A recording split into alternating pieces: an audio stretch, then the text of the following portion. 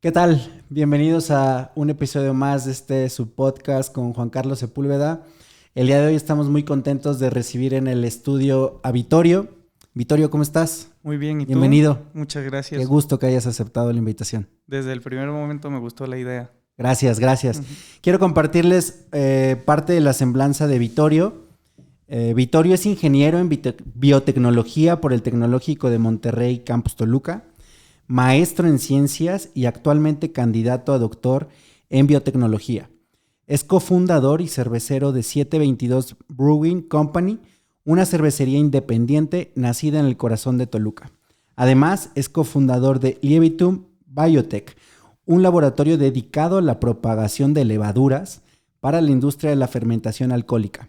Con estos proyectos, Vittorio ha sabido mezclar ciencia, cultura e innovación en cada uno de sus pasos. Uno de sus mayores aportes ha sido la creación de productos que trascienden lo convencional, como la cerveza Toluca 500 y la cerveza Metepequeando, con las cuales ha logrado capturar y representar la esencia de dos ciudades a través de sabores y experiencias únicas. Vittorio utiliza la ciencia como un puente para acercar el conocimiento al día a día.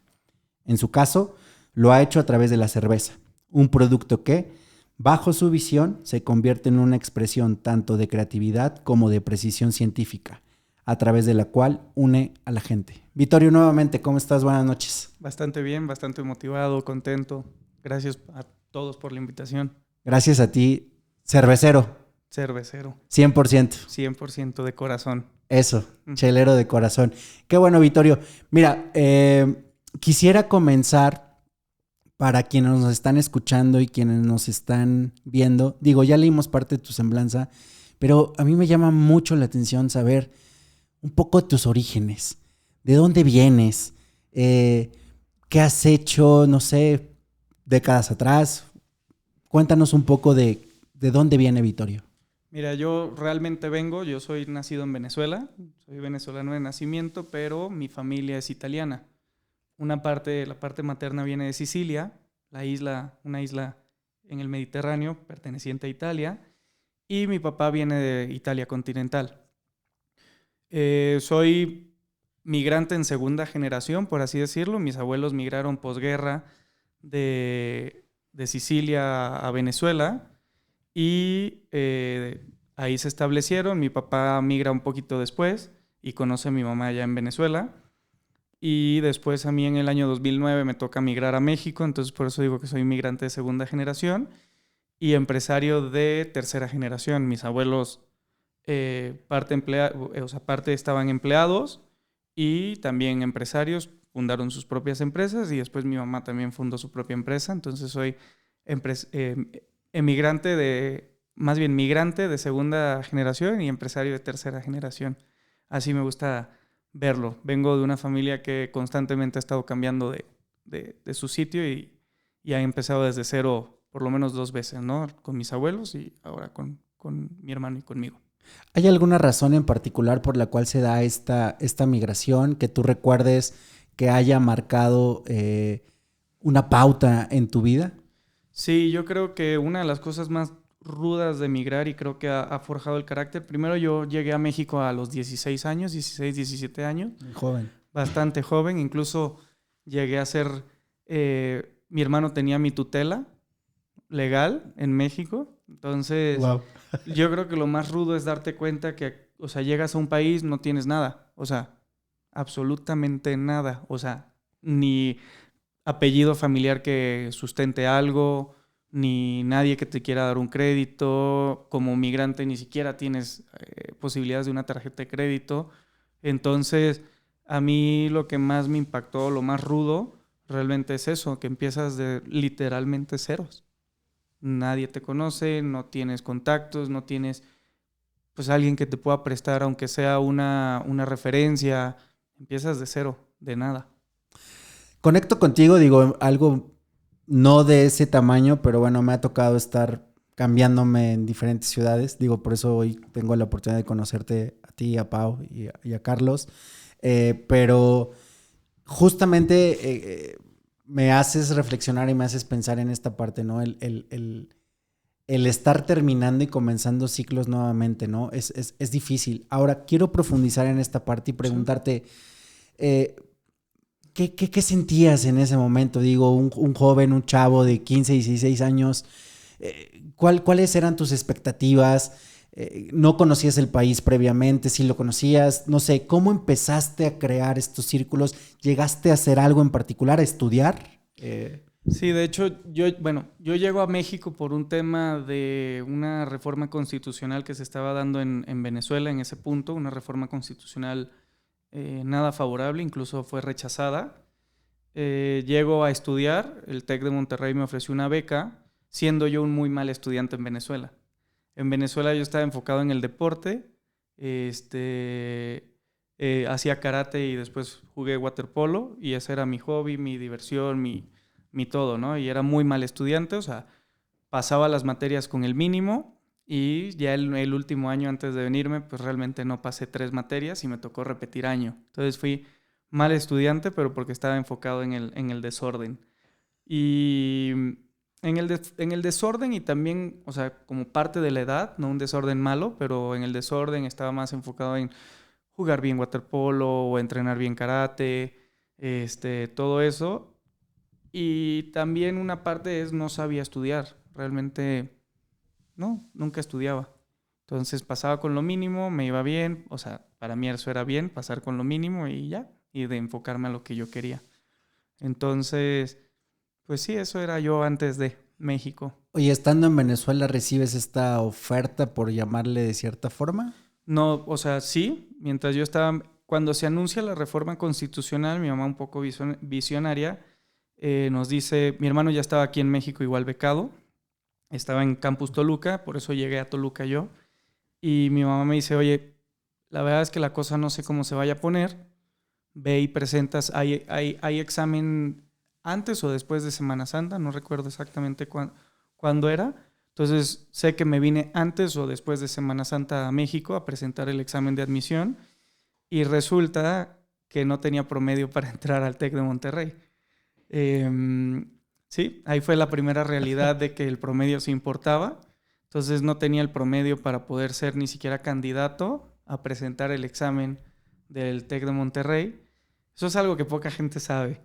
Y una persona, Paco, en ese entonces que estaba encargado de admisión, una persona que yo también siempre le dije que le debía mucho porque siempre hay que reconocer quién ayuda, me entrevistó, me dijo, oye, pues mira, me acabo de dar cuenta que tú no tienes el promedio para, ya estaba aquí en la semana de prácticas para el examen, no tienes, pero bueno, a ver, necesito, la única condición es que saques el examen casi limpio y un puntaje muy alto y así podemos ver si sí entras. Y bueno, saqué un examen casi limpio en la prepa, para entrar a la prepa, si no fue que limpio, no recuerdo bien, el puntaje era uno de los puntajes más altos y así entré. Vine a México a presentar un examen. Conocí a México porque alguna vez mi hermano se fracturó el pie y vinimos a una de sus tantas operaciones con mi mamá y conocí México, se me hacía muy frío, Toluca en particular, muy, muy frío, y tenía una poca visión de lo que era la cultura mexicana. O sea, yo creo que la prepa me ayudó muchísimo, una de mis clases favoritas fue la historia precolombina de México, es increíble, es fascinante. Yo no estaba acostumbrado a una historia tan rica y sí, ahí me empecé a empapar. Yo creo que la prepa fue una gran introducción. Mis amigos bastante jóvenes. Yo entré también, como no me decidía, después rechazan la reforma constitucional y yo dije, bueno, me quedo y ya no me tengo que ir, porque pues estaba muy contento allá en Venezuela. Y me tardé un semestre más en tomar la decisión de venirme para acá. La decisión sí nunca fue obligada. Esa fue decisión mía del 100%. Y nada, llegué en segundo semestre, ya todos mis amigos se conocían, yo llegué como el extemporal Extranjero. y el nuevo y extranjero. Entonces fue fácil hacer amigos, soy una persona bastante sociable o platicadora, entonces fue fácil hacer amigos y yo creo que la prepa fue una gran introducción a todo lo que es México en general. Oye, esta reforma de la que hablas, ¿puedes platicar un poquito en términos generales en qué consistía? Pues mira, eran muchas cosas, había pérdidas de poderes, eh, como una... Se trataba de disolver la Asamblea la asamblea constitucional que había y formar una asamblea constituyente, que al final después sí se hizo. Al final se encontraron otros caminos. En temas de educación, que fue lo que más impactaba a mi mamá y que más motivó a que nosotros nos saliéramos, era prácticamente que el Estado iba a decidir que íbamos a estudiar conforme a las necesidades del mismo Estado. Entonces yo creo que esos son los puntos como que más recuerdo. A los 16 no estás tan metido en la política, pero eso era como los puntos importantes entre un mundo de reformas más asistencialistas, ¿no? Oye, antes de empezar a platicar un poco más de ya tu vida en México, quiero irme un poco más atrás. Uh-huh. ¿Cómo fue la etapa de tu niñez? Y quiero preguntártelo porque me llamó mucho la atención que ahorita dijiste el tema de estaba yo enfocado en lo que no tenía que estarme enfocado. Eso ya habla de que ahorita has hecho cambios, me parece, bastante radicales. Y la otra que ahorita vamos a platicar es, decidiste estudiar biotecnología sin ser un buen estudiante, aparentemente. Uh-huh. ¿No? Así Entonces, es. pero bueno, ahorita vamos a llegar a esa parte, pero quiero conocer un poco más de Vittorio Uh-huh. en los primeros años de edad que tú recuerdes en esta, yo creo que una buena etapa que viviste en Venezuela, olores, sabores, colores, familia, gente que tú recuerdes muy cercana. Mira, la verdad es que mi infancia fue, yo la catalogo bastante buena, bastante nutrida.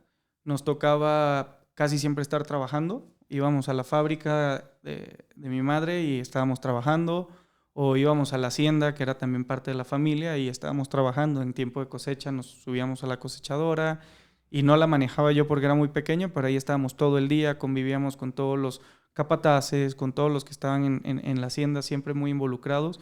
De hecho, teníamos una mesa muy grande en donde mi abuela tocaba la campana y todos veníamos a comer y todos comíamos en la casa, ¿no? Entonces, yo creo que fue una muy buena infancia porque fue muy nutrida, siempre pegada al trabajo duro, trabajo honesto, y siempre, o sea, siempre muy de la mano con todos tus colaboradores. Desde la fábrica, cuando me tocaba ponerle mechas a las velas, o sí, las mechas a las velas y así, pues yo me la pasaba más que en la oficina, siempre me la pasaba abajo en planta, o jugando con la parafina, o haciendo velas de colores, o ayudando a la gente siendo un niño, ¿no? O sea, ayudando en lo que podías ayudar, ¿no? Eh, Fue buena, tuve una educación musical, estuve en una escuela donde la educación no se podía ver sin la educación musical. De hecho, el lema de esa escuela es no hay cultura sin cultura musical, del abuelito Friedman, o el fundador. Crecí, empecé tocando violín desde pequeño. Yo creo que habrá sido desde el kinder. Toqué violín, me corrieron de violín porque no me gustaba, entonces no iba. Y pues bueno, fue un regaño en mi casa fuerte porque mi mamá un día me fue a buscar a la escuela, que íbamos a salir temprano, y se encontró justamente a la directora del conservatorio dentro de la escuela y le dijo, oiga, señora, ¿qué cree? Su hijo tiene meses que no va a clases de violín, entonces ya no le vamos a aceptar más en violín. Entonces ahí me corrieron, las cuerdas siempre me han parecido muy aburridas, aburridísimas. Y después, como en primer grado de primaria, yo quería aprender a tocar flauta dulce porque tenía un amigo que siempre llevaba una flauta dulce y tocaba algo, y yo decía, es divertido, es divertido. Y entonces le transmití eso a mi hermano y a mi mamá. Y mi hermano, como siempre, ha sido mi mentor, mi guía en muchas cosas. O sea, el hermano mayor me dijo, güey, ¿para qué flauta dulce? Toca flauta transversa. Y no, yo ni sabía qué era. Entonces le dije, va. O sea, siempre escuchabas a tu hermano. Bueno, no sé, yo siempre he escuchado mucho a mi hermano mayor. Y justo Alessandro se llama Alessandro Vittorio. Y pues nada, me metí, le dije a mi mamá que me interesaba. Mi mamá, desconfiada un poco, me metió en clases ahí en la escuela. Tenías que tocar un instrumento. No recuerdo si era obligatorio, pero la mayoría de mis compañeros tocábamos un instrumento. Y primero empecé con una flauta de plástico, la barata. Y ya después de un tiempo, que mi mamá me vio como que me gustó, que fui serio, porque realmente no puedes ser serio siendo un niño de primer grado, ¿no? No tienes esa, ese apego a tener constancia y perseverancia, porque pues, no sabes que eso existe, ¿no? Entonces, después de un tiempo, mi abuela me regaló mi primera flauta en un intercambio en Navidad, Y fue mucha emoción. Yo estaba muy contento porque me acuerdo que la recibí en Navidad y no había clases en ese periodo. Entonces me tuve que esperar para aprender a tocar la flauta. Y ya después de ese tiempo, mucho después, cambias de flauta, porque es una flauta que todas las teclas están tapadas. O sea, vienen tapadas de fábrica y no se pueden destapar. Y ya después mi flauta profesional me la regaló mi mamá mucho después, una Yamaha bastante bonita que me robaron o perdí, lamentablemente. Y nada, así fui evolucionando y ya hasta el último momento que estuve en la escuela toqué flauta transversa. Oye, en esta escuela era tu educación normal, digamos, y aparte adicional era el tema de la música. Sí, de hecho empezaba a 7:30 de la mañana clases, a las 2:30, 3 salías de clase académica y después de 3:30 a 6 tenías ensayos o tenías ensayo particular o clases de flauta con tu profesor. Y en el inter del almuerzo, el almuerzo era de 12 de mediodía hasta 1:30. De 12 a 1:30, más o menos nosotros de 12 a 1 diario enseñábamos con la orquesta en la que estábamos, cuando ya llegabas a estar en orquesta, y tenías media hora para comer y después regresabas a clases. Así era. ¿Y había alguna tradición por la cual, o sea, que en tu familia estudiaran en esa escuela o fue aleatorio o por qué esa escuela la decidieron? Mira, la verdad es que fue una decisión de mi mamá. Realmente cuando ella nos cuenta es porque fue una escuela en la que cuando la recibieron bien, educado, porque creo que ella nos quería meter en una escuela americana, o sea, en Venezuela, estando en Caracas, era una escuela, se llama Washington, entonces eras bilingüe, o era una escuela bilingüe, pero creo que la trataron mal y mi mamá no le gustó, entonces fue al Friedman, así se llama el colegio, fue a mi escuela y ahí la trataron bien y le gustó. O sea, no hubo un tema de, quiero que mis hijos sean músicos o algo, no. Más bien fue, me trataron bien, era un colegio serio y un colegio con un nivel bueno. Oye, y además me causó curiosidad, ¿qué hacías mientras no ibas a clases de violín? O sea, ¿qué No, te perdías por ahí? la verdad es que no recuerdo. O sea, solo me acuerdo el día que la directora le dijo a mi mamá, se llama Carmen María, o bueno, espero siga viva. Carmen María le dijo a mi mamá de que yo no iba a escuela y me acuerdo que sé que me aburría mucho. Incluso yo fui muy pequeño de estatura por mucho tiempo, este, y tenía un violín especial, o sea, era un violín más chiquito que todos los demás. Y me acuerdo cuando lo fuimos a comprar que justamente el señor Friedman o el abuelito Friedman fue el que nos los vendió. Y recuerdo, o sea, recuerdo cuando lo escogí, recuerdo cuando lo probé, que era de mi tamaño. O sea, recuerdo todo eso, pero no recuerdo qué hacía cuando no iba a clases. Yo creo que jugar con mis amigos, o sea, era más importante eso. Te perdías. ¿Y la flauta te llamó la atención por alguna razón en particular? ¿Solo por la guía que tu hermano te...? La flauta transversa la toqué por la guía de mi hermano. Realmente a mí me llamaba la flauta dulce. No me arrepiento porque la flauta dulce era algo relativamente sencillo y en sexto grado de primaria era obligatorio aprender, o sea, todos aprendíamos a tocar la flauta dulce. Entonces, sí, no me arrepiento. Fue más por la guía de mi hermano, fue algo a ciegas y lo mantuve. Después me empezó a llamar mucho más la atención el clarinete y el saxofón. Mi hermano es saxofonista. Bueno, tocó saxofón también y violín. A él sí le fue bien en las cuerdas. Él tenía más habilidades que yo en las cuerdas. Pero después me llamó el saxofón y empecé a aprender a tocarlo. Pero ya no le seguí. Oye, y esta dualidad, vamos a llamarle, de combinar la parte académica con la música, se me hace bastante interesante. Hoy, años después, ¿qué te deja de aprendizaje? ¿Lo ves como una... Hay alguien que le llamo como una ventaja injusta porque al final te desarrolló habilidades que tal vez un niño promedio en este país o en Venezuela probablemente no las tiene, pero hoy ¿cómo lo ves ya años después? Mira, realmente no lo sé. O sea, yo lo que más valoro de saber tocar un instrumento es toda la cultura que te da. O sea, cuando, no sé, yo entré a la orquesta, a mi primera orquesta entré en cuarto grado de primaria. Entonces, en quinto grado de primaria ya estábamos tocando Tchaikovsky, Bach, a veces, a mí no me gusta Bach para nada. Estábamos tocando música típica de Venezuela. Entonces, justo cultura o sea, sí, no hay cultura sin cultura musical, creo que va muy bien, ese es el lema de la escuela. Realmente creo que va muy de la mano. Yo lo que más valoro es toda la cultura que me dio.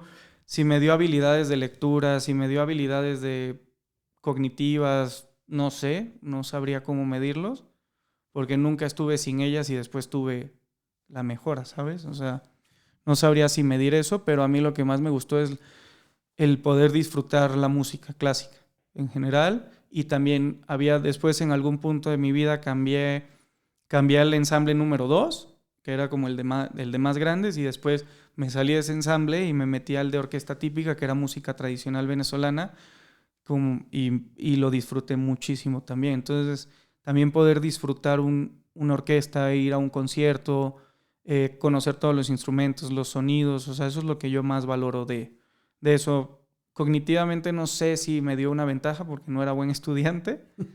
También creo que eran por las horas y por eso te dije que no sabía estudiar, porque realmente 7:30 entrabas, salías a las 2:30, 3 de la tarde, después clases con tu profesor particular, llegabas a las 6:30, después a las 7 entrenaba karate o waterpolo. Bueno, el waterpolo era ya a partir de las 8 de la noche, ¿no? De 8 a 11.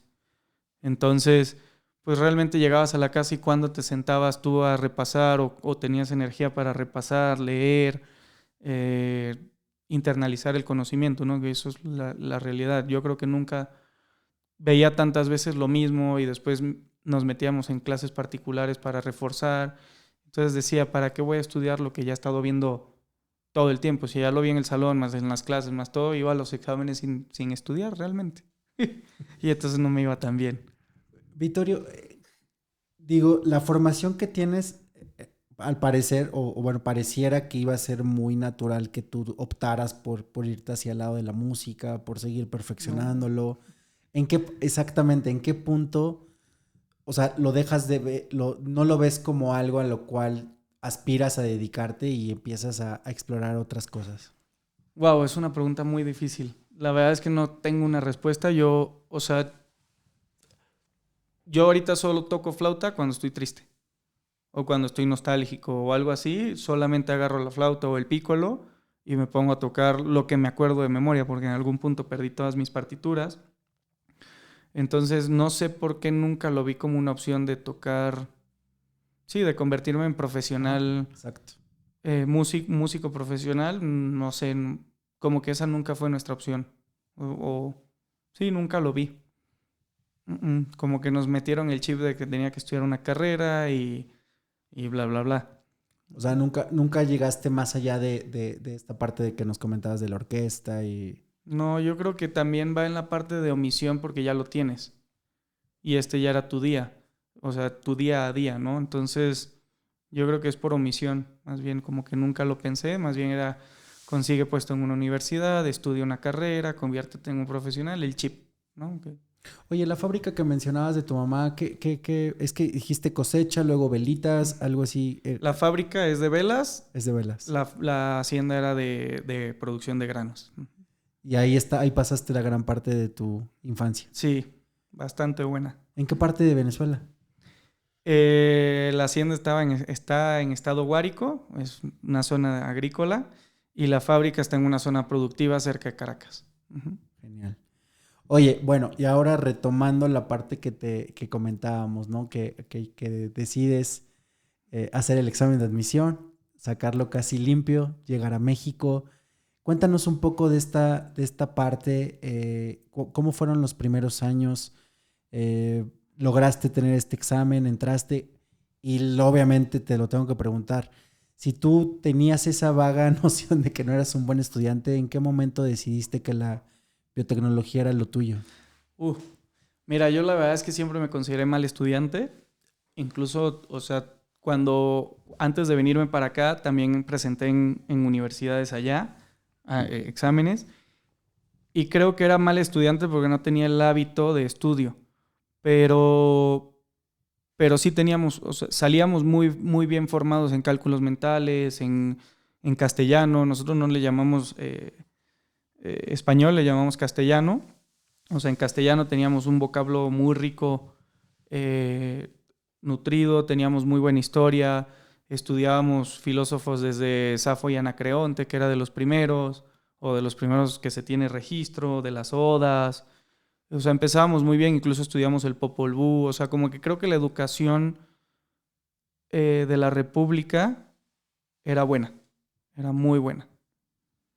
Entonces, creo que salí como muy habilidoso para eso. De hecho, nosotros teníamos una clase, esto es curioso, yo creo que eso fue lo que me ayudó en el examen de admisión del TEC.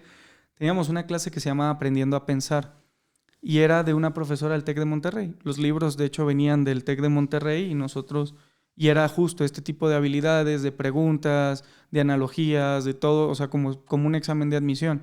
Pero nosotros lo empezamos a tener desde cuarto grado de primaria, creo. No estoy tan seguro desde cuándo empezamos, pero todos los años teníamos un libro y tenía el sellito del TEC de Monterrey. Incluso cuando los profesores, mis profesores que no tenían tanta fe en mí, porque además era rebelde, era contestón, o sea, era un mal estudiante, cuando supieron que quedé en el TEC de Monterrey, pues sí se sorprendieron un poco. Y tú más, seguramente. Sí, o sea, yo dije, voy, presento, si quedo bien. Sí me acuerdo que de mis primeras decepciones de por qué no le hice caso a mis papás, de estudiar y tener un buen promedio, sí fue cuando llegué, o sea, sí me acuerdo, llegué al TEC y me dijeron, no puedes presentar tu examen. Dije, fuck. Como que la primera realidad de adulto, ¿no? De las consecuencias de tus acciones ahí llegaron. Eso estuvo interesante, pero sí, más o menos eso. Oye, y tu hermano comentaste que estudió también en el TEC. ¿Qué estudió él? Él empezó en mecatrónica y después se graduó como diseñador industrial. Mecatrónica y diseñador industrial. Y también éramos malos estudiantes los dos, no podemos mentirlo. Oye, y ustedes dos estaban prácticamente apoyándose, vivieron muchas etapas juntos en México. Uh-huh. Y bueno, cuéntanos un poco qué más, cómo fue esta etapa universitaria, cómo te recibió México, cómo te recibió el TEC de Monterrey. Ya después que pasaste esta parte, tienes digamos, una comparativa, ¿no? Entre lo que viviste en Venezuela, lo que ahorita vives o viviste en su momento en México, pero ¿cómo lo ves ahora ya digamos, en un punto de reflexión? Mira, yo creo que lo mejor que pude haber hecho es vivir con mi hermano, de esa parte de puberto llegando al extranjero. O sea, primero fue de perfecto. O sea, no hay papás. Y sí fue, o sea, me acuerdo que en el primer semestre de prepa que tuve aquí, alcancé, en ese entonces había faltas, límite de faltas en las materias, y si tenías buen promedio podías tener una extensión de faltas. Entonces, en el primer parcial, segundo parcial, ya había alcanzado el límite de faltas en todas mis clases. Y me acuerdo que mi mamá se preocupó y yo le decía, tranquila, voy a sacar el promedio para tener la extensión. Pero así de arriesgado era ya estoy en límite, ya pasé el límite de faltas, ya reprobé la materia si no tenía promedio por encima de 85. Y siempre lo lograba sacar. Entonces, pero fue una libertad muy buena. O sea, como que primero, creo que le pasa a todo el mundo. Cuando empiezas a vivir solo es como, soy libre y entonces me voy a fiestas o salgo de clases o estoy hablando con no sé quién y no entro a clase o me quedo echando desmadre en el patio o mejor me voy a jugar fútbol. O sea, creo que fue libertades normales, sanas. Y sí, yo sí siempre le he dicho a mi hermano que lo mejor que nos pudieron haber hecho era ir a vivir juntos en un país de desconocidos donde solo nos tenemos él y yo, ¿no? Y los amigos que van llegando, pero en como núcleo, y el nivel de confianza y de entendimiento que se genera el que tenemos entre mi hermano y yo hoy en día es increíble. O sea, entonces yo creo que lo mejor que pudieron haber hecho nuestros papás es justamente habernos mandado al extranjero. Oye, Vittorio, y percibo a la hora de escucharte esa hermandad, por definirla de cierta forma, con tu hermano, ese cariño, amor, de cierta forma. ¿Eso se construyó desde muy pequeños o hubo algún punto en particular que los unió más? No, yo creo que, o sea, mi hermano y yo nos llevamos 5 años y entre hombres creo que es difícil, o sea, porque estamos muy distantes de edades, de intereses. Entonces, yo creo que todo, o sea, siempre nos defendimos el uno al otro cuando alguien más nos fastidiaba, ¿no? Siempre hubo una defensa fuerte de protección. Pero entre mi hermano y yo como que una relación de unidos de, no, cada quien tenía sus juguetes, si tú me quitabas, yo por ejemplo siempre me metía al cuarto de mi hermano a robarle sus juguetes o cosas que tenía porque pues, siempre era más interesante, ¿no? Lo que tenía tu hermano mayor. Entonces siempre había como muchas, sí rozábamos mucho. Incluso cuando él se viene a estudiar a México yo me puse súper feliz porque el PlayStation ya era mío. O sea, pendejadas, ¿no? Tonterías totalmente. Pero sí, o sea, ya después cuando empezamos a vivir juntos, también sí tuve un miedo muy grande. Dije, puta, ya voy a vivir con mi hermano. O sea, mi hermano y yo nos peleábamos duro, o sea, de golpes buenos, cosas de hermanos, ¿no? Que te dan, Claro. que te enseñan a ser rudo o pues agarras callo, ¿no? Lo que se dice aquí. Pero lo mejor fue ya empezar a convivir con él, entender, conocerlo, conocerme, que él me conociera a mí, porque realmente cuando hay papás siempre hay un mediador, pero cuando ya no está el papá ya no hay mediador, el mediador eres tú, es tu conciencia, tus derechos terminan donde empiezan los de él. Entonces creo que eso fue lo mejor y sí, ahorita hay una relación increíble, siempre, bueno, desde que estudiamos hay una relación muy unida con mi hermano, entre mi hermano y yo, bastante. A pesar de que ahorita los dos vivimos en países diferentes, pues hablamos muy seguido, podemos estar hablando una hora entera, nos entendemos, o sea, es como una química muy buena, muy, muy interesante. Él ya no está en México. No, él está en otro país. Ah, qué padre. Uh-huh. Oye, ¿y cómo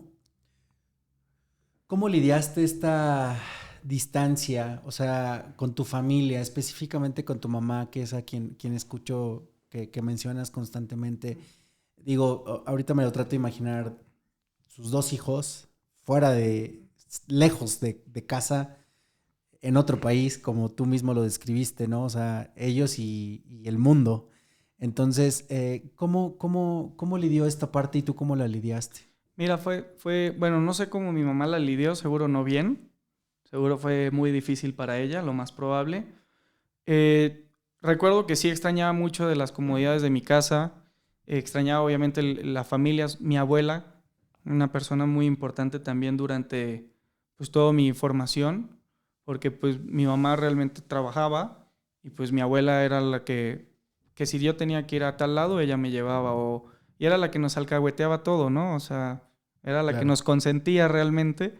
Entonces mi abuela también fue difícil, mi mamá también, mi papá también, o sea, todo fue difícil, pero yo creo que te vas acostumbrando. Ya después del primer año, o sea, el primer año es lo más rudo, ya después del primer año te vas acostumbrando a que tienes tus tiempos, después vas y estás en tiempo en familia, ya después empiezas a crecer y estás en familia, pero ya luego extrañas como tu propia independencia, tus propios manejos de tiempo. También yo iba en ese tiempo cuando regresábamos a Venezuela, pues regresamos a una Venezuela bastante insegura. Mi mamá pues, con miedo de que por qué están saliendo o a qué hora llegan o a qué hora salen cuando aquí salíamos y no avisábamos y así. Entonces como que empiezas a extrañar eso y ya después te vas acostumbrando a ser el partícipe de tu vida, ¿no? Partícipe y actuador de tu propia vida, ¿no? También creo que es muy bueno vivir solo porque tú eres, o sea, no pagabas la luz, te la cortaban, no pagabas el teléfono, te la cortaban, no ibas a hacer mercado y pues, comías Ok, mal. claro. O sea, como que de tan pequeño te va dando una noción de responsabilidades que no tienes a esa edad, ¿no? Entonces, yo creo que fue muy, muy bueno el haberme salido pequeño de casa o que me hayan sacado realmente, porque no fue propuesta mía, pero sí fue decisión mía. Eso es muy interesante, no fue propuesta tuya, pero sí fue decisión tuya. Vittorio, y digo, todo esto que te pregunto, evidentemente ha forjado la mentalidad que tienes, ha forjado las creencias que hoy tienes y lo que hoy a lo que hoy te dedicas. Y quiero empezar ahí a platicar un poco acerca de esta parte que se ve que te apasiona, que es la biotecnología. ¿En qué punto decides que la cerveza se va a convertir en lo que hoy es para ti, ¿no? Que es, vamos a llamarlo una fuente de ingresos, que es una empresa y que además es tu pasión, ¿no? Mira, la verdad es que biotecnología es algo que llegó de la nada. Yo quería ser diseñador o arquitecto. En ese chip de que éramos malos estudiantes, pues realmente yo decía, las matemáticas, la física. De hecho, yo repetí año con, creo que física, química, castellano e inglés. O sea, esas fueron mis materias de repetir año en Venezuela. Llego a México, empiezo a estudiar en la prepa y la biotecnología para nada. Yo quería estudiar diseño o arquitectura. Esas eran, incluso todavía me sigue interesando muchísimo la arquitectura. O sea, me parece la clase de arquitectura que tuve en la prepa de acá, de tendencias arquitectónicas, de todo eso me pareció bellísimo, que va muy vinculado al arte también. Entonces siempre me ha gustado el arte. Pero en un día en la prepa que creo que tenías que escoger tópicos, que era de como una preintroducción a las carreras a las que tú querías, mi profesora de química, Rosy Barrera, justamente ella me dio química orgánica y resultó que era bastante bueno o hábil en esa materia. Y ella me dijo, oye, ¿por qué no intentas biotecnología? ¿Por qué no intentas biotecnología? Y nada, en el tópico dije, bueno, si yo ya sé que quiero estudiar o arquitectura o diseño y veo a mi hermano en el taller, porque luego lo iba a ayudar cuando él tenía entregas o así, ayudar entre comillas, ¿no? Porque realmente hacías poco, solo lijar o cosas así, para no dañarle la entrega a mi hermano. Dije, bueno, me voy a meter a biotecnología, al tópico, y vemos a ver si me gusta o no me gusta o lo que sea. Si no me gusta, ya sé qué es lo que quiero. Si me gusta, pues es una nueva posibilidad. Y me gustó muchísimo el tópico. Me acuerdo que la primera práctica fue extraer ADN de una fresa. Es un protocolo muy sencillo, muy de eso, para atraer a jóvenes inmaduros. Y me encantó y entonces pues me clavé. Y así empezó la biotecnología. Realmente tuve dos mentores muy buenos, que es Moni y Carlos, que fueron los directores de la carrera. Y ellos, pues cada vez que veían que yo suelo ser una persona inquieta y suelo ser una persona que, pues chinga. O sea, si yo quiero algo, pues oye. Entonces me acuerdo que entré a biotecnología y dije, yo quiero entrar al laboratorio, o sea, quiero estar. Y en ese entonces había una regla que los de primer semestre no podían entrar porque realmente no tenías conocimiento ni de los riesgos, ni cómo operar el material, ni nada. Pero yo tuve un profesor muy bueno de química, aunque reprobé química. El profesor que me reprobó era muy bueno, Hugueto, y de él aprendí muchísimas cosas, mucho, operar en el laboratorio, manejo de equipos. Entonces yo le decía a Moni, quiero entrar, y me decía, no. Bueno, ¿quieres? Ya después de que fastidié tanto, me dijeron, bueno, ¿quieres entrar? Vas a empezar a lavar todo el material del laboratorio. Pues, órale. Y ahí empecé lavando el material. Nunca he tenido problema de empezar. O sea, más bien siempre he sido consciente de que cuando quieres empezar, empiezas desde abajo. Y tú solito vas subiendo conforme vas demostrando que tienes la capacidad y que tienes la voluntad de. No soy una persona que siempre busca el entrar en el máximo. Yo prefiero demostrar primero y luego hablamos, ¿no? Entonces, nada, así empecé en biotecnología, me metí en el laboratorio, me apasionó muchísimo, estuve en proyectos luego. De hecho, a Pau, estando en primero o segundo semestre, me tocó hacerle vertirle unos medios de cultivo en unas placas, que si ella hubiese sabido que yo estaba en un semestre tan abajo, no me hubiese dejado hacerlo, porque pues, sí era raro, era típico que una persona de segundo semestre que no sabe todavía muchas cosas, entrar al laboratorio y ya supiera ese tipo de cosas que veías hasta cuarto o quinto semestre. Entonces pues sí, fue bastante interesante, así fue, me apasionó. Y la cerveza. Mira, la cerveza, la verdad es que antes tenía un bocho, que fue el primer coche que compré con mis ahorros. Cuando cumplí 18 años, mi hermano me acompañó a buscar un bocho en el tianguis ahí de Metepec de coches. Uh-huh. Y ahí compramos, o sea, compré un bocho, me había costado creo que 15,000 pesos. Y ese fue mi hobby, o sea, durante de mis 18 hasta que vendí el bocho, fue mi hobby y lo puse muy bonito. Fue un gran bocho, fue un gran coche, creo que era el coche de mi personalidad. Ahorita quiero regresar a tener un bocho. Lo vendimos, más bien lo vendí y me quedo sin hobby. Entonces, justo hablando con Pau, le decía, oye, deberíamos de ya buscar un hobby, deberíamos de, sí, ya conseguir un hobby para distraerme.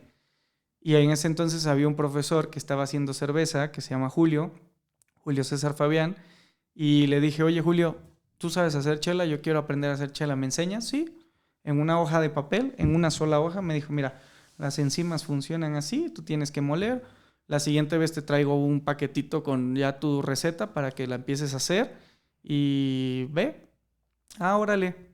Y entonces la trajo, no teníamos equipo, molimos con mortero de laboratorio, tengo fotos de esos primeros lotes y nos salió. Y ahí nos enganchamos. El que no saliera. Oye, ¿y en dónde está en dónde está el arte de hacer la cerveza? Digo, estoy enfrente a un maestro cervecero prácticamente. O sea, ¿cómo? Esta parte la comentas muy sencillo, pero si pudieras desmenuzar un poco para quienes no conocen este proceso, ¿cómo es?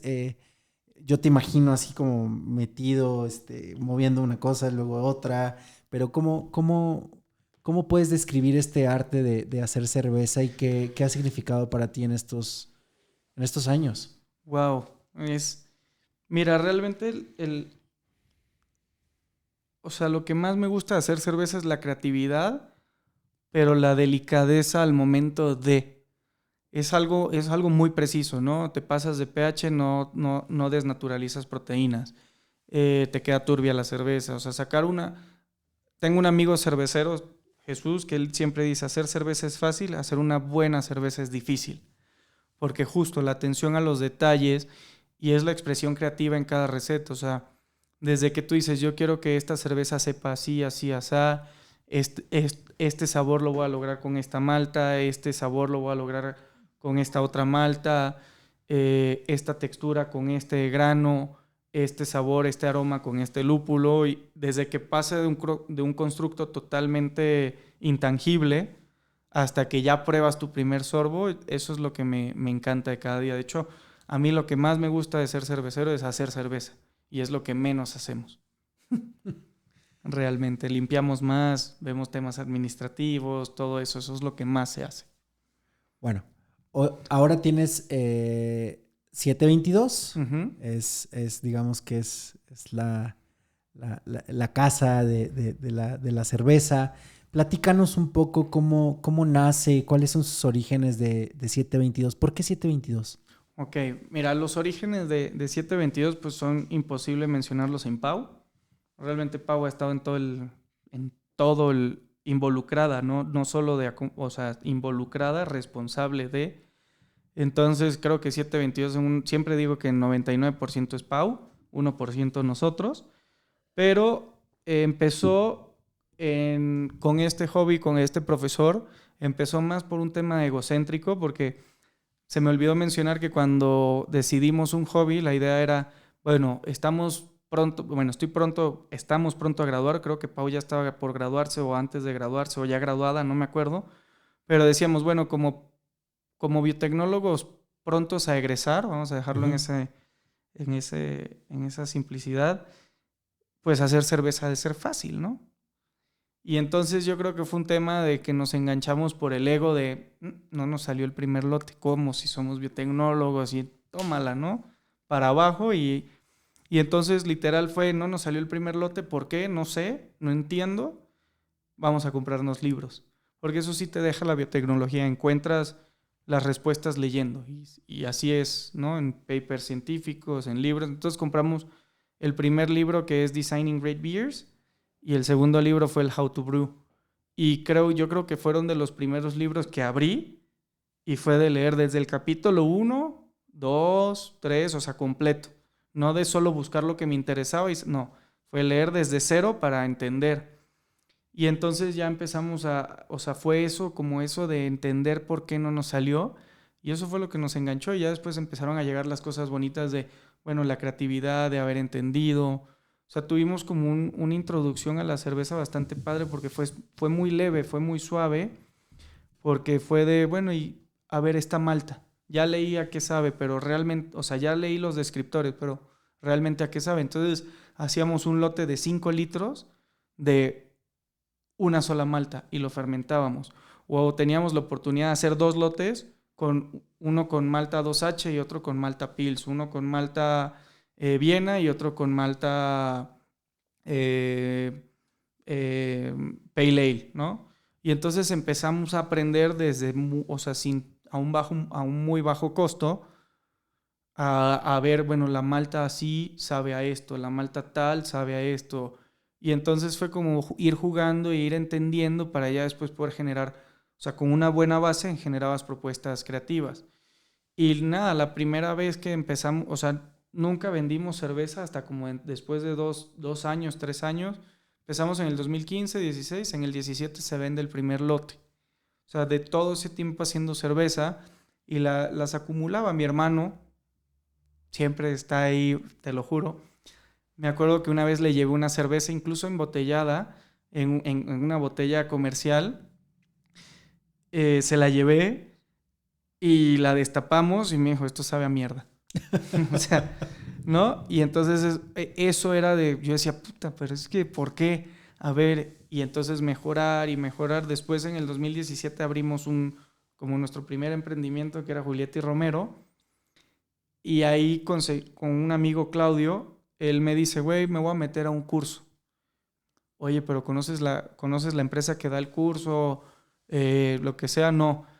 Y entonces él se metió en técnico cervecero y yo me tardé en tomar la decisión y se acabó, o sea, se llenó el cupo. Y entonces fui a hablar para que por favor métanme, no, por favor, yo ahí ya estaba trabajando. Y me dicen, no, pero la siguiente semana se abre el de Beer Sommelier.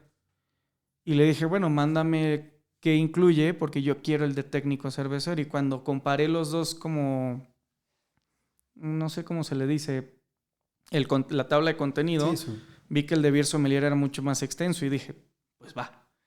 Y entonces empecé, o sea, hacía cerveza sin más que haber leído libros y empecé a entender los defectos de la cerveza, que eso es súper importante.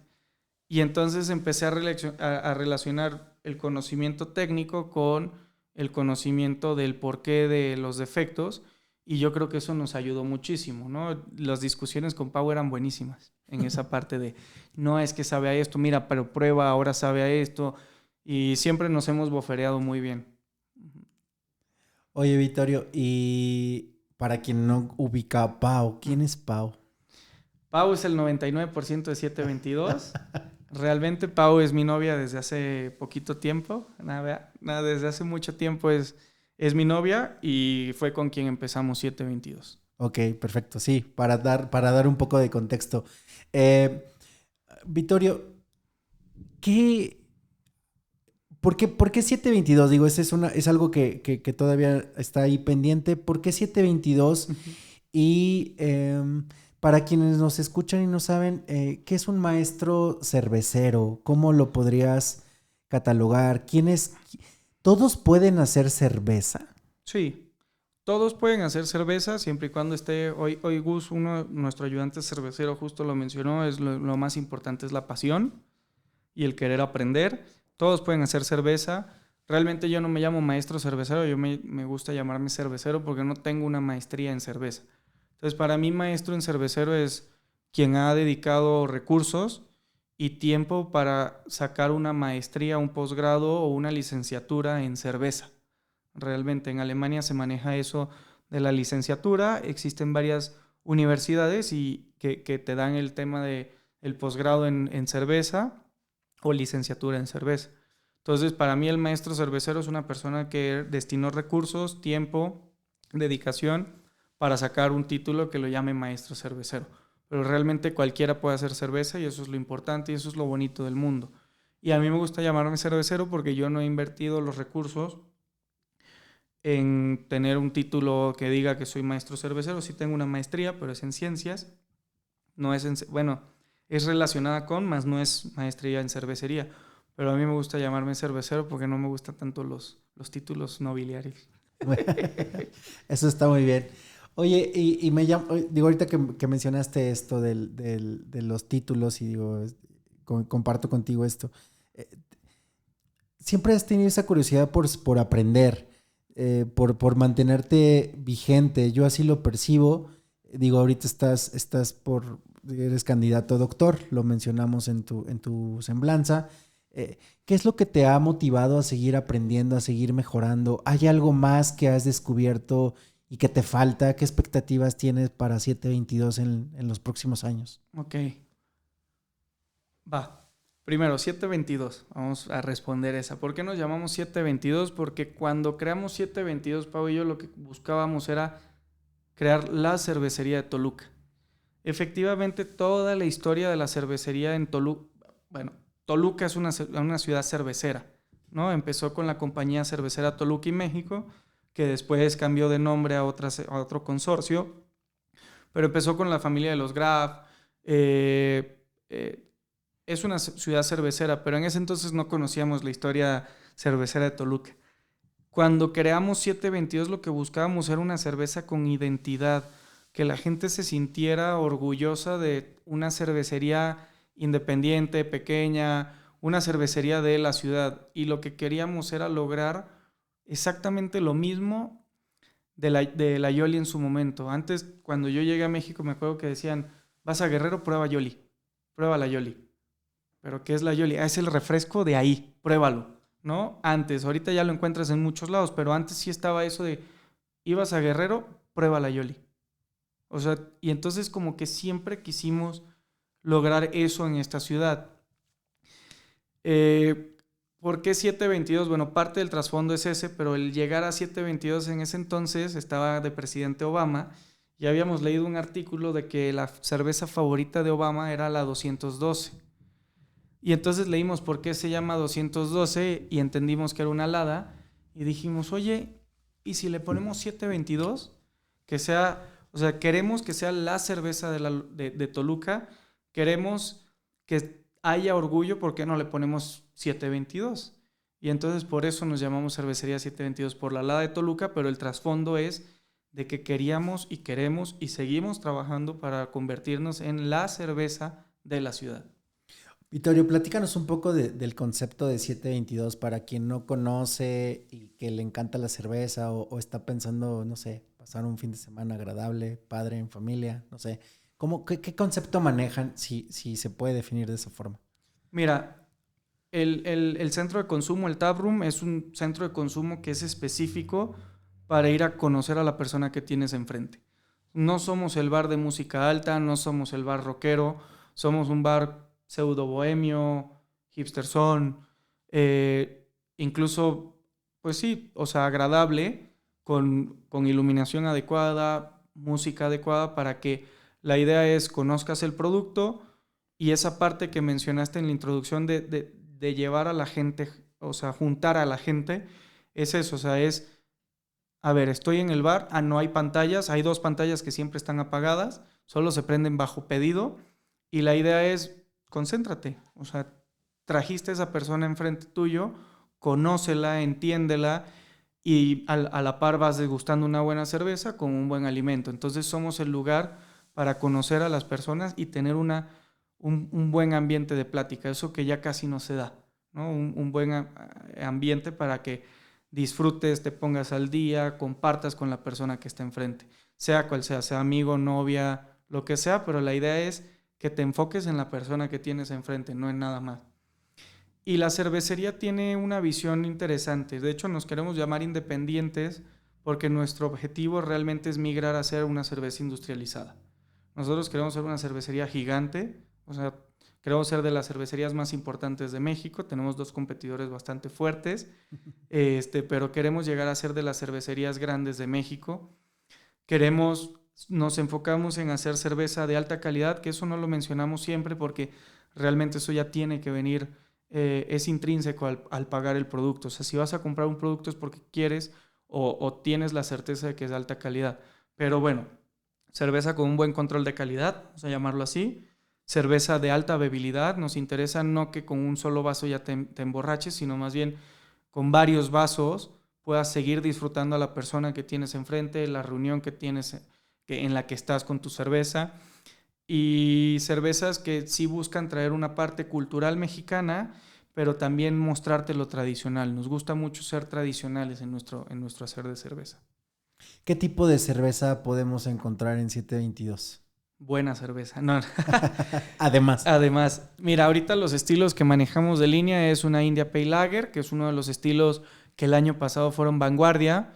Es una cerveza lupulada de un amargor asertivo, muy aromática, notas dank, que son notas resinosas, herbales, un tanto especiadas y notas tropicales. Todo eso en una misma cerveza. La intención de esa cerveza es que conozcas el lúpulo, pero en una introducción noble. ¿Okay? Una introducción suave, no es una IPA que es sumamente amarga, no. Es una lager lupulada que tiene infusiones en frío para potencializar el aroma de los lúpulos y entender que el lúpulo no solo te da amargor, sino también te puede dar aroma y sabor, dependiendo de cómo lo incorpores. Esa cerveza es nuestra cerveza con más medallas nacionales e internacionales. Luego tenemos una blonde. Esa cerveza es bastante interesante porque es una cerveza que se diseñó. Todas nuestras cervezas van enfocadas a un perfil. Nosotros no estamos haciendo cervezas de la que queremos hacer o de se me antoja producir ahora, este es mi capricho. No, realmente identificamos un cliente en particular y desarrollamos una cerveza. Entonces, la Blonde, bueno, la IPL es el cervecero artesanal que le gusta la cerveza artesanal, que no tiene problemas con el amargor, pero ahorita se la quiere llevar suave. Quiere degustar una cerveza, no enervar el paladar con amargores prolongados, sino más bien una cerveza ligera, pero para conocedores de la cerveza artesanal y que no tienen problemas con el amargor. La Blonde Ale, por el contrario, está diseñada, es una cerveza en donde vas a poder probar la maltosidad y una introducción a lo que son los lúpulos. Entonces, el cliente particular que buscamos atacar con la Blonde es aquella persona que le gusta la cerveza, pero ha tenido una mala experiencia con la cerveza artesanal. Entonces, es decirte, mira, si es artesanal, pero empecemos por esta. Entonces, una cerveza maltosa, suave, refrescante, con poco nivel de alcohol, en donde compite la maltosidad con el lúpulo, pero el lúpulo es como, ¿te gusta el sabor de cerveza? Te doy todo lo que conoces más el extra del lúpulo para que te empieces a meter en el mundo artesanal. Luego tenemos la IPA, que es una cerveza realmente diseñada para el cervecero artesanal bajo nuestros criterios, o sea, alta bebilidad, refrescante y clarificada, o sea, totalmente clarificada, sin sólidos en suspensión. Entonces, todas nuestras cervezas son así, sin sólidos en suspensión, son bastante clarificadas. Y la IPA es enfocada al cervecero artesanal que busca una IPA. O sea, no hay para dónde pedirle. La Stout, que es otro de nuestros estilos, es una cerveza oscura que tiene notas a cacao y café, tiene una textura media alta y literalmente está enfocada a los clientes que buscan la cerveza más oscura que tengas. No la más fuerte, sino la oscura que tengamos. Entonces es enfocada, incluso está un poquito trabajada al paladar de las personas de aquí de Toluca que buscan cosas con notas a café y cosas dulces. Entonces tiene un dulzor no empalagoso, un dulzor en balance, y entonces es eso. Y luego tenemos la última cerveza, que es nuestra cerveza con la que todo empezó realmente, que es la Jamaica. Esta fue creación de Pau. Es una cerveza totalmente enfocada al tamiz cultural mexicano. Realmente en México solo hemos copiado estilos de cervezas. Tenemos Helles de la región de Baviera, tenemos Pilsner de la región de República Checa, tenemos Pale Ales de Gran Bretaña, tenemos IPAs de Estados Unidos, tenemos cerveza con mosto de uva de Italia, pero no tenemos realmente un estilo que digas mexicano. Entonces, cuando surge la Jamaica era, bueno, queremos hacer una cerveza, pero que la cerveza sí pase a través del tamiz cultural mexicano.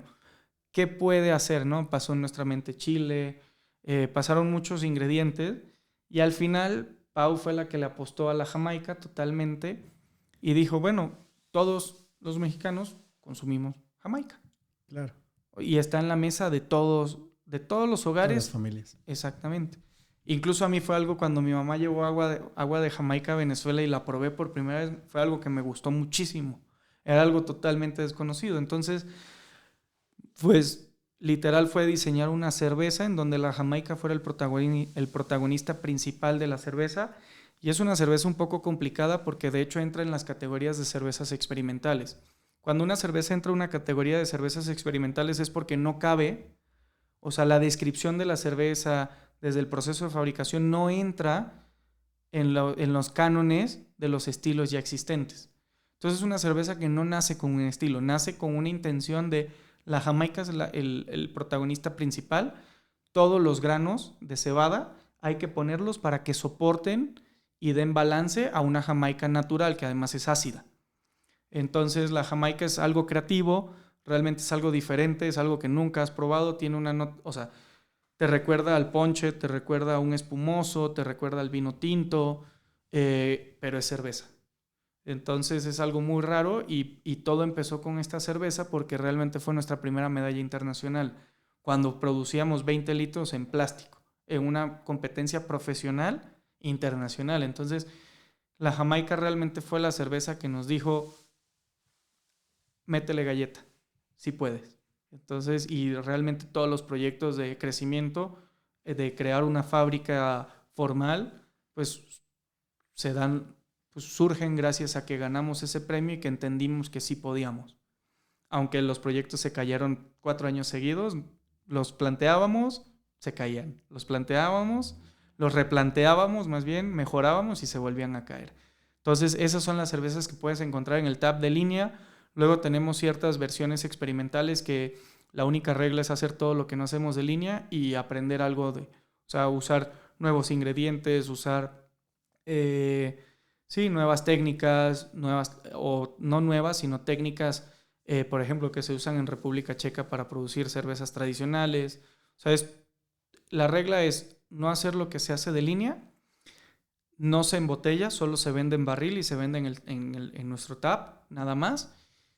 Y que tengamos, o sea, que cada lote sea un aprendizaje, no podemos repetir nada, siempre sea un aprendizaje y algo diferente.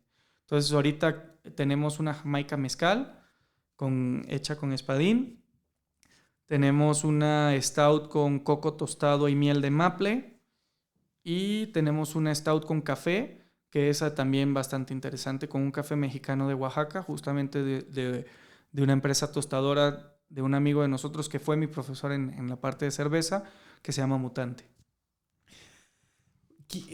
Quiero preguntarte acerca de, ahorita nos describiste perfectamente toda la gama de cervezas que manejan, pero me llamó mucho la atención estas dos que mencionamos al principio, Toluca 500 y Metepequeando, si no me equivoco, y también mencionaste acerca de premios.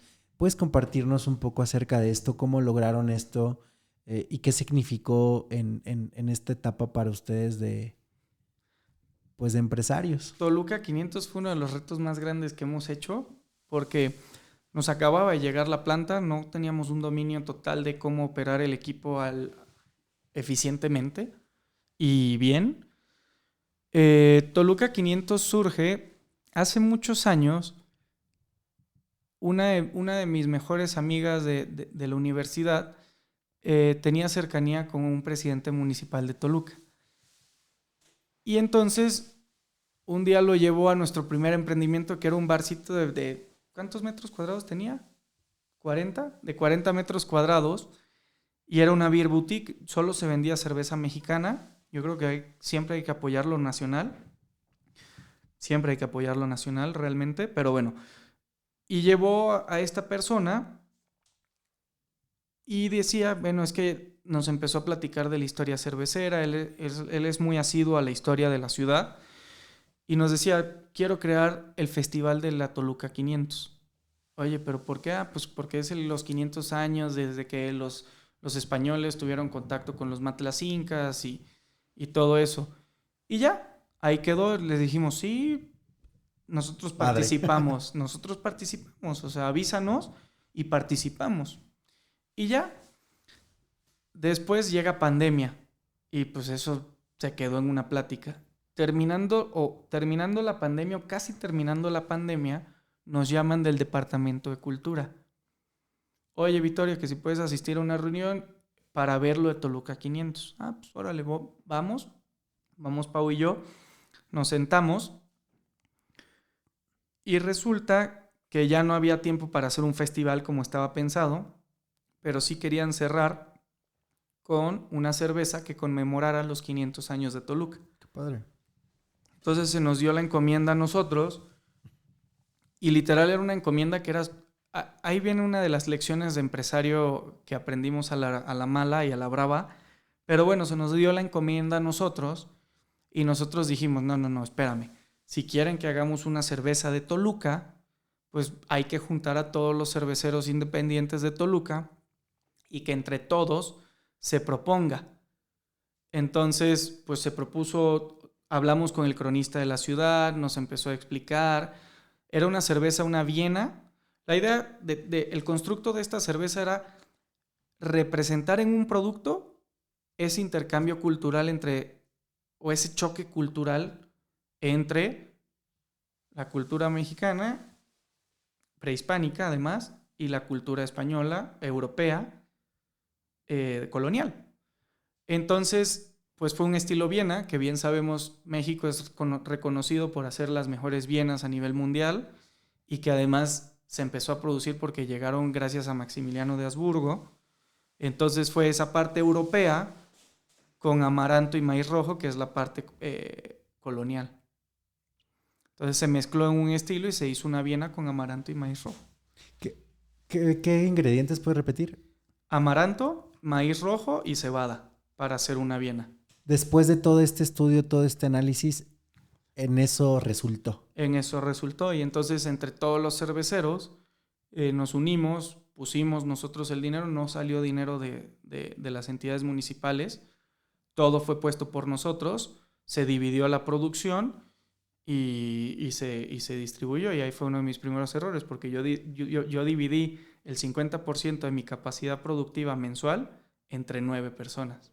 Entonces sí nos puso en aprietos muy duros. ¿Y cómo fue esa experiencia? Digo, más allá de esta parte que ahorita nos compartes, ¿cómo fue la experiencia de que tú lideraras o ustedes lideraran esta parte de reunir a los cerveceros independientes? ¿Hay alguna organización actualmente? ¿Hay alguien que esté liderando esta parte más allá de lo que conocemos, Cerveceros de México? Sí, todavía existe, se llama Cerveceros del Valle de Toluca, todavía sí hay un líder. Las actividades ahorita han ido disminuyendo, pero sí sigue, sí seguimos y se sigue trabajando en esa parte. Fue un reto, definitivamente fue un gran reto, porque ahí, o sea, ya no es un trabajo de escuela, en donde todos tenemos un fin común. Aquí ya es la vida real. Y aquí ya es cada quien quiere que su empresa le vaya bien.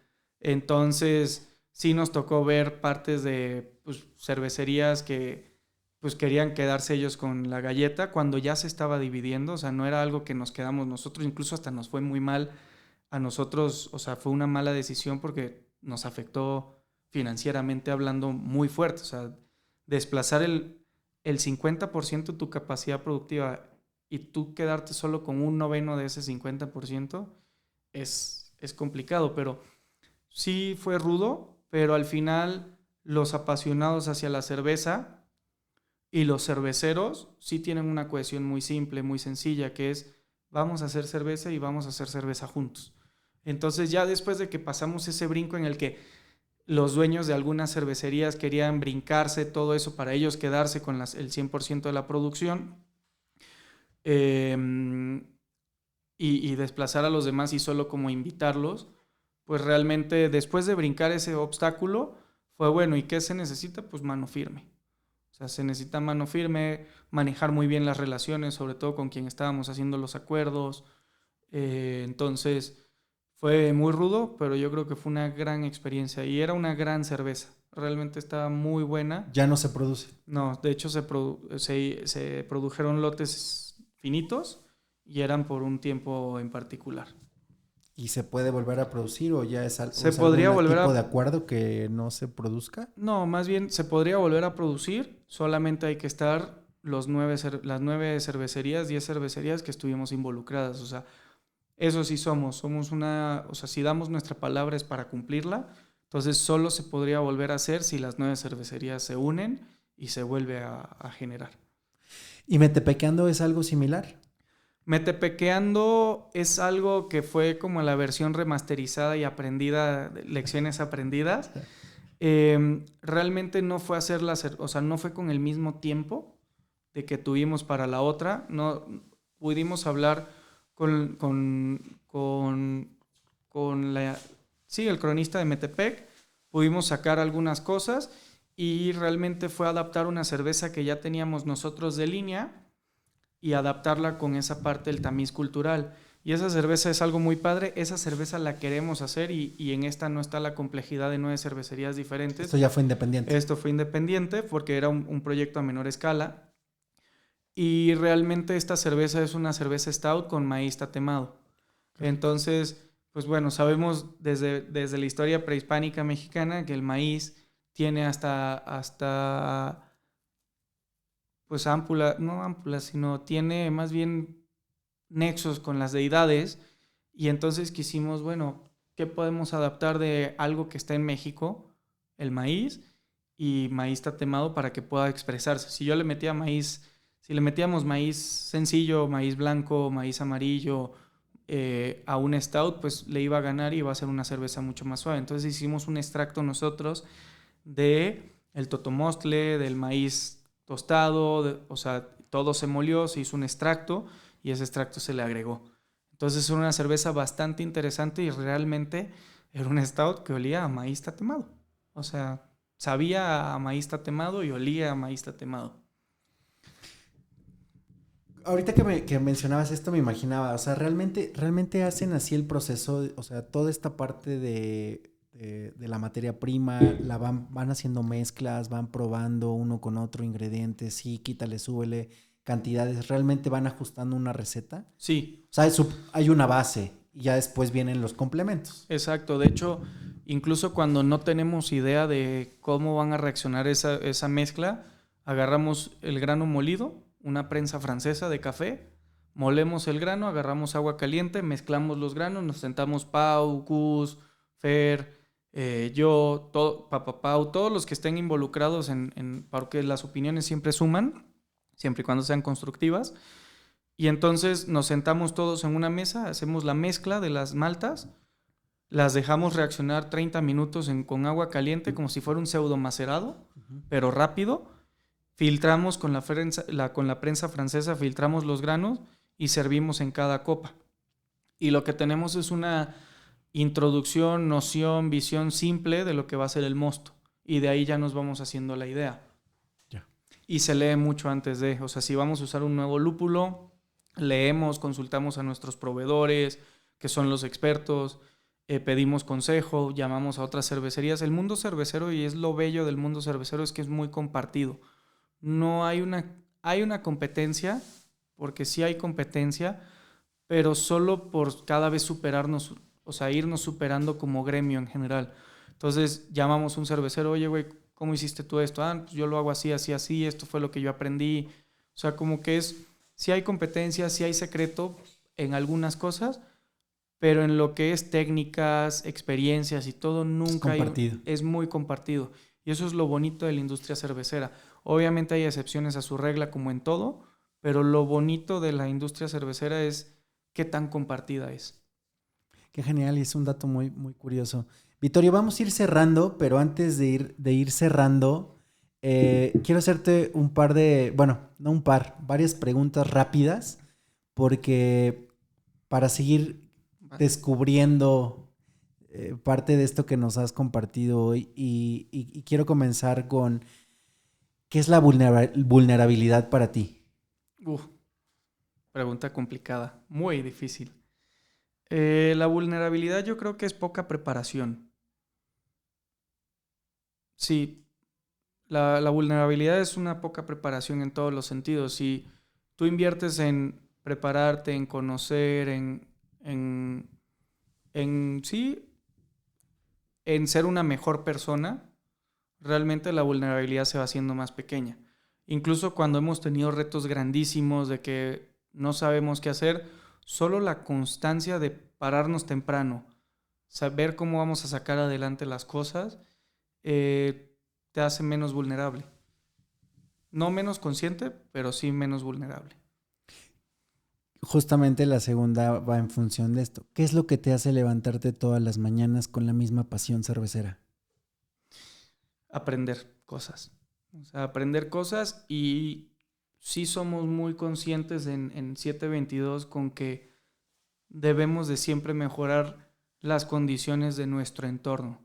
O sea, realmente estamos viviendo épocas muy interesantes en donde estamos rodeados también de gente muy egoísta y creemos que sí podemos con el trabajo no comunitario, sino individual, pero que sea en masas, que tengamos una visión de mejorar nuestro entorno, podemos mejorar. Últimamente vivimos en una época en donde toda la culpa la tienen los políticos, cuando también una gran responsabilidad recae en nosotros y la decidimos no, pues la decidimos evitar y echarle la culpa al político, cuando no. O sea, realmente hay una conciencia ciudadana que nosotros debemos de empezar a tener con nuestro entorno, con nuestra gente, con nuestro equipo de trabajo, y que hay veces que sí, no es posible mejorarlo al 100%, pero puedes cambiar ciertas cosas que mejoren otros aspectos, ¿no? Entonces, por ejemplo, pasa muy seguido de, bueno, la calle no se limpia. Bueno, ¿por qué no salimos y la limpiamos nosotros? Incluso la banqueta de enfrente, la banqueta de nuestros vecinos que le crece pasto, pues bueno, ¿qué pasa? O sea, si a mí me molesta, pues yo acciono y lo mejoro y ya. Entonces, yo creo que va por ahí una conciencia ciudadana es muy importante y que cada empresario tenga esa parte en mente, ¿no? Sin descuidar, obviamente, su changarro. No hay que Claro. entregarlo todo. Eso es de lo que hemos aprendido. ¿Cuál es la anécdota una de las mejores anécdotas que te viene a la mente si yo te digo 722? Es que son varias, ¿no? Pero yo creo que de las mejores anécdotas fue el apoyo cuando tenemos una adversidad, en cualquier sentido, el apoyo que recibimos de clientes, amigos, familiares. O sea, realmente la cerveza sí trae, o sea, sí junta a la gente para buen apoyo, para pláticas, para lo que sea. Entonces, hay muchas anécdotas bonitas de convivencia, de logros, superaciones, pero yo creo que lo más bonito que tiene 722 es la confianza que la gente ha depositado en nosotros, siendo chavos, pues sí, siendo chavos, ¿no? O sea, chavos, y yo creo es el apoyo que hemos recibido de todas las personas alrededor de nosotros cuando algo pasa. Yo creo que eso es lo más bonito porque reafirma dos cosas. Uno, que hemos sido personas que han cumplido su palabra todo el tiempo y por eso cada vez que hay una adversidad hay gente que sí nos decide apoyar. Y dos, que la cerveza une a la gente. No hay más. Sin duda. ¿Tienes no negociables? Profundiza un poquito más. Algo que no, para ti no es negociable. Pero dentro de 722, O aspecto personal. mira, yo creo que algo que no es negociable en 722 es sacar un producto que no esté en un buen estándar. O sea, nunca hemos sacado, y esa es una confianza que nos han dado nuestros clientes, clientes conocedores, es nunca vamos a sacar algo que esté mediana, o sea, es bueno o muy bueno, no medianamente bueno o por ahí va, no. Bueno o muy bueno. Eso es algo que no es negociable en 722. Tampoco es negociable nuestro bienestar por encima del bienestar de nuestro equipo. O sea, realmente siempre velamos, somos la última prioridad en nuestra propia empresa. Eso sí es un hecho, porque siempre hemos velado que nuestro equipo esté cubierto con lo que nosotros siempre podemos o con lo que está en nuestras oportunidades o nuestras posibilidades brindar. Y justamente quiero profundizar en esa parte. ¿Qué es un equipo de trabajo? ¿Cómo lo has construido? ¿Cómo lo lideras el día de hoy? Mira, realmente el equipo de trabajo yo creo que ha ido llegando y va con la madurez de cada empresa. Siempre pues, te llega a cualquier persona y se va a ir yendo los que no se alineen, se van a quedar los que crean en nosotros. Pero mira, realmente no nos podemos parar a las 8 de la mañana para ir a trabajar a un lugar en el que no queremos estar o no nos sentimos que queremos estar. Entonces, desde que empezamos Pau y yo con Julieta y Romero, que fue el primer emprendimiento, con 722 subsecuente, realmente siempre quisimos crear un ambiente en donde sí tienes que ir a trabajar, o sea, y si fuera muy divertido no te tendrían que pagar para hacerlo, seamos honestos, pero que realmente digas, voy a ir a trabajar a un buen lugar, voy a hacer lo que me gusta y no somos restrictivos. O sea, somos cero restrictivos. Cuando la empresa necesita que nos quedemos, nos quedamos. Cuando la empresa está tranquila, se pueden ir temprano, no tienen que pedir permiso, o sea, porque es una responsabilidad mutua. Entonces, ¿cómo lideramos al equipo? Con el ejemplo. Yo creo que, de hecho, a veces hasta entro en conflicto porque si a mí me gusta llegar antes de que llegue mi equipo, solo para poderlos recibir, me gusta apoyar en las actividades pesadas, en las actividades incómodas, porque en todo trabajo tenemos de todo un poco de eso. Y en mi época que trabajaba en una industria farmacéutica, pues sí veía mucho eso, que la jerarquía era más importante que el hombro a hombro. Y eso es lo que nosotros hemos liderado. Se ha ido quedando quienes lo han apreciado y lo apreciamos nosotros también, pero creo que el estar con ellos y el hombro a hombro es la mejor filosofía. Si pudieras darte un consejo 5 años atrás, ¿cuál sería? Ok, no seas... mm, trata de ponerte entre las primeras 3 prioridades a ti, antes que la empresa, que debía de haber empezado mucho antes. Y uno de los consejos más grandes que me daría es invertir en un equipo de venta antes de operación y no dar un brinco tan alto de 20 litros a 1,200 litros mensuales. Si no lo tienes posicionado y no lo tienes vendido, ¿de qué sirve que lo produzcas? Entonces, yo creo que uno de los consejos es trata de construir una sociedad en donde cada socio que esté aporte en experiencia y en ejecución. Yo no soy marketero, un socio en marketing. Yo no soy financiero, un socio en finanzas. Yo no soy vendedor, un socio que se encargara de ventas. Y producción, que eso sí es lo que se me da y es en lo que he trabajado y he adquirido mucha experiencia, pues ya estaba cubierto. Entonces, cuando vayan a constituir una empresa o algo, traten de hacerlo. Yo sé que dicen muchas veces que no te asocies, y sí, asociarse es difícil, pero no busquen el socio capitalista, busquen el socio que aporte. Entonces, que te dé esos pilares, Experiencia. marketing, experiencia, marketing, te dé finanzas, te dé ventas, te dé eso, y tú enfócate en lo que tú puedes. Ahorita realmente estamos teniendo una versatilidad en nuestro equipo de trabajo así. Cada quien se hizo responsable y es un consejo que alguna vez escuché, es somos responsables, más bien tenemos libertades, pero sí asumimos responsabilidades. Entonces cada quien se ha afianzado en su nicho y lo ha ido trabajando y eso nos ha ayudado como a permear mejor, porque ya no eres el todero, ya eres el que hace una cosa y sí se delega, pero no se suelta. ¿Hay algo que nos puedas compartir que muy pocas personas sepan? Mm, bueno, sí, que me fue muy mal que era muy mal estudiante, muy, muy mal estudiante. Excelente. ¿Tienes algún hábito Eh, construido? lo he estado construyendo más con el doctorado, el pararse temprano para tener unas horas 5 de la mañana para poder trabajar en el doctorado hasta las 8, 8:30 y leer. O sea, sé que a veces, o sea, leer, pero cosas de aprendizaje, no de recreación, sino, no sé, ahorita tengo 2 libros, uno empezado, que es el de un libro de cervezas lager, y tengo otro libro de KPIs.